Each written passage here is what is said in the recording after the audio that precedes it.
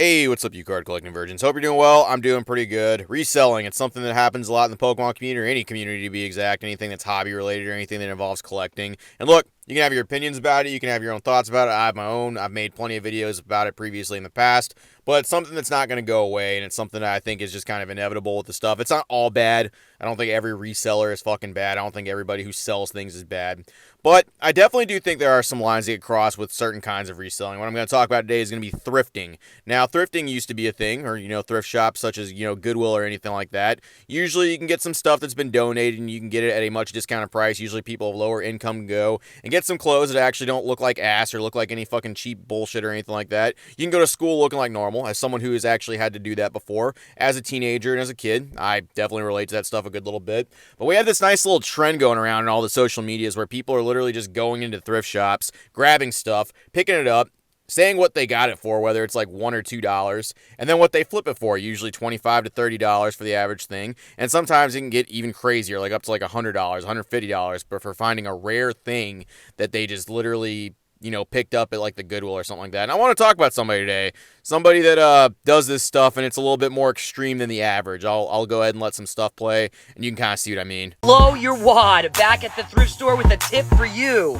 Do not let your emotions control your purchases. I saw all these Pokemon cards for $7.99, but it turns out they're all from a collector that opens packs. This is great for kids, but not for resale. Oh, these are great for kids, but not for what? Not for respectable people, not really cool guys, not really anything like, oh, resellers. It's not good for resellers. I know that's what he was going to say. It's all in his hashtags and things like that. So right there, thrift stores actually looking at Pokemon cards and stuff and basically looking at a bunch of trainers, a bunch of Japanese cards that people have opened, which that's super weird to see in a thrift shop in the first place. Really goes to show you how the times have changed. Japanese cards have been really making their rounds and things like that. And I mean, this dude's just straight up like this, just commons, uncommons, and trainers, has that whole mindset that we've been seeing yesterday where those cards don't matter. And you best believe if this person saw some full arts or some trainers or some, really expensive cards they could flip, oh, he wouldn't give a shit. Like, oh, really good for kids, but not for resellers. He wouldn't give a fuck, because those same cards would also be good for kids. But no, I can't leave those. I could flip those and sell them to those kids for about 6 to 7 times the price, and that's what it is. So this thrifting stuff, I kind of have some issues with people that go thrifting. Like I said, as someone who had to actually go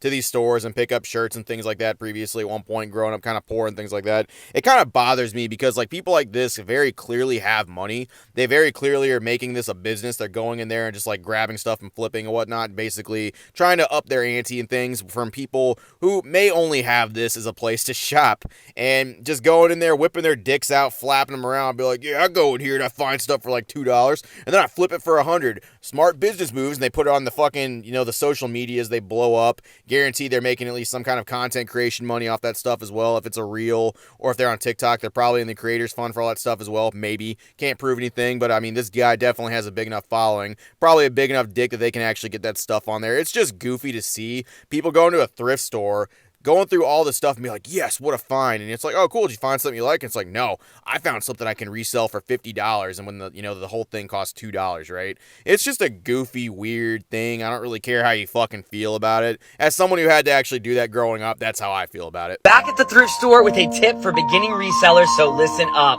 Look in the fabric section for pillowcases.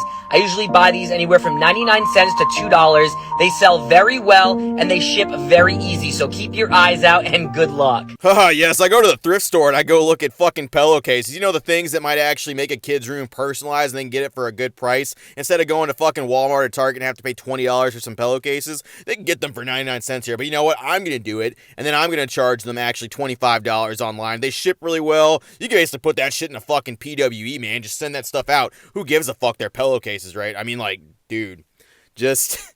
I don't know, maybe it's just me. Maybe it's just how I grew up. I look at this shit and it's like, dude, you're a douche. You're a fucking douchebag going into the fucking thrift center or something like that. You're not even doing it with like cards or product that costs fucking full price. You're not even, breaking open boxes or anything like that. You're going to a goddamn thrift store and then going like, yeah, that's fine. This is 99 cents, but what it's actually worth is $25, not even taking into account like the target demographic for this stuff.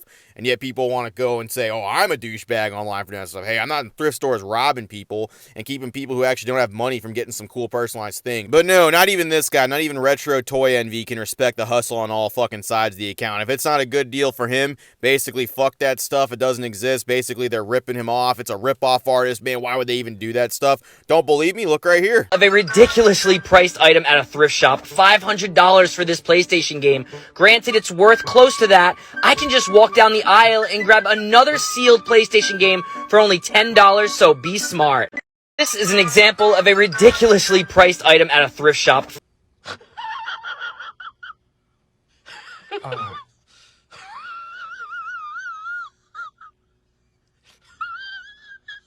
Oh man, this guy hates the player and the game. So what I think is super fucking funny about this is it's like if this guy had bought that game for say like $20 and it was worth 500, that would be considered a big win. I mean, go look at the fucking dude's page all over. That's all he basically does. He finds stuff for like $1 and then reflips it, right?